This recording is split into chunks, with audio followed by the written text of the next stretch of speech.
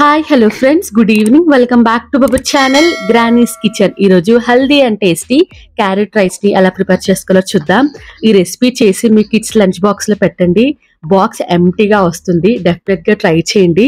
ఇంట్లో కూరగాయలు ఏమీ లేనప్పుడు, వంట చేసే టైం లేనప్పుడు ఈ రెసిపీ బాగా హెల్ప్ అవుతుంది. వీడియోలోకి వెళ్లే ముందు క్యారెట్ లో హెల్త్ బెనిఫిట్స్ ఏంటో చూసేయండి. ఇక్కడ ఒక ప్యాన్ తీసుకుని 2 టేబుల్ స్పూన్స్ ఆయిల్ యాడ్ చేసుకోండి. ఆయిల్ బాగా హీట్ అయిన తర్వాత 1/2 టీ స్పూన్ మినపప్పు, శనగపప్పు, ఆవాలు, జీలకర్ర, 4 జీడిపప్పులు యాడ్ చేసుకుని తాలింపుని బాగా ఫ్రై చేసుకోండి.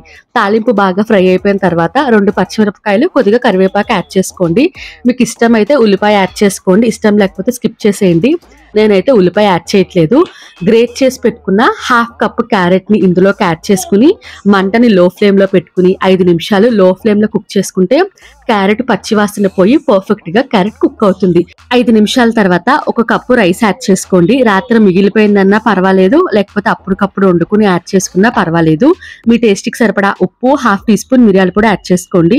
మీకు ఇష్టమైతే కారాన్ని కూడా యాడ్ చేసుకోవచ్చు. మంటని హై ఫ్లేమ్ లో పెట్టుకుని క్యారెట్, ఉప్పు, కారం, మిరియాల పొడి రైస్ కి బాగా పట్టే విధంగా మిక్స్ చేసుకుని దింపేసే ముందు 1/2 పీస్ లెమన్ జ్యూస్ ని యాడ్ చేసుకోండి.